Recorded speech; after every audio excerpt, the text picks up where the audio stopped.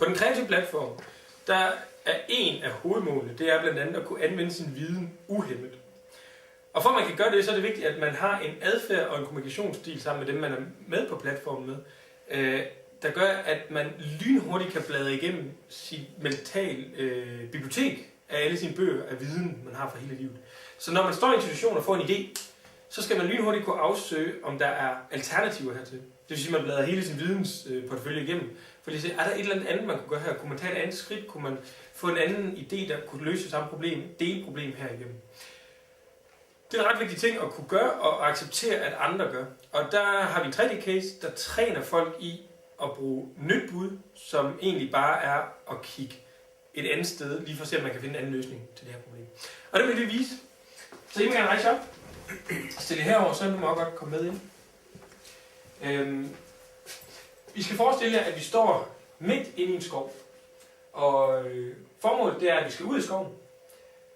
Vi aner ikke, hvor vi kom fra. Vi kan ikke huske noget som helst om, hvordan vi kom herind. Og der er ikke nogen rute, vi hænger kort. Så det eneste, vi ved, det er, at der er en sti der, og den kan vi følge, og så kan vi se, hvad der sker. Når så vi følger stien, så kan vi til hvert tidspunkt sige nyt bud på, hvad der sker. For at se, er der nogle alternativer, der kunne ske lige her, i forhold til det, der bliver budt ind med. Så, og vi bruger altid sætningen, hvad sker der så, hver gang vi er færdige med at fortælle, og vi vil give den anden ord. Så, se, der er en sti så. Ja. Lad os prøve at følge den. Ja. Hvad sker der så? Der sker det, at der kommer en helt lang række af små dværge marcherende hen ad stien. Okay. Så hvad sker der så? Men så sker der det, at dværgene, de kommer, det er sådan 7 dværge, og de kommer slæbende med sådan en dame oven på hovedet, i sådan en kasse, og de har stukket en kniv igennem hendes hjerte. Hvad sker der så? Men der sker det, at de kommer hen og spørger, om vi kan hjælpe med at få den kniv ud. Nyt bud. Der sker det, at de spørger, om vi vil være med til aftensmad, hvor vi skal grille den her dame. Ej, nyt bud. Der sker det, at de er enormt kede af, at de kommer til at dolke hende, og de vil gerne have, at vi straffer dem. Okay. Så hvad sker der så?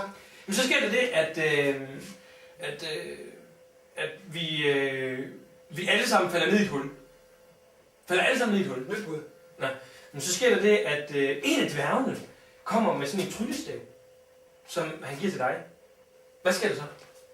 Men der sker det, at jeg svinger den her tryllestav hen over kniven, og så er den væk. Nyt bud. Der sker det, at... Ja, stop. Det vil sige, at hver gang I synes, kunne det ikke være et eller andet alternativ her, eller et eller andet anderledes retning, vi kunne gå i, så må I bruge nyt bud. Så den er jer to, der har det største håndflade. Så noget, hvem det er. Den får du. Starter med at sige, se den stil, lad os følge den. Okay. Og så fortsætter I. Værsgo. Okay. Se, der er en sti der. Lad os følge den. Hvad sker der så? Så sker det, at han stien, og så dukker Robin Hood faktisk frem ud bag træet sammen med hele sit slængde, selvom det ikke engang i Sørenskoven. Hvad sker der så? Så sker der det, så går vi hen til Robin Hood og siger, goddag Robin Hood, kan vi hjælpe dig med at slå nogle rige mennesker ihjel? Nyt bud. Okay, så går vi hen til Robin Hood og siger, goddag Robin Hood, vi vil gerne med ud på opgave med dig. Hvad sker der så? Så sker det, at så siger du, at det vil jeg helt gerne. Ja. Det går helt i barndommen. Stik mig en bue. Ja. Og hvad sker der så? Nå. Så sker det, at du siger, det der bue og pil, det er ikke noget for mig. Nyt bud. Så sker der det, at du siger til dem, hey, bue og pil, det har noget, der er meget federe. Og hvad sker der så? Så trækker jeg min usi frem for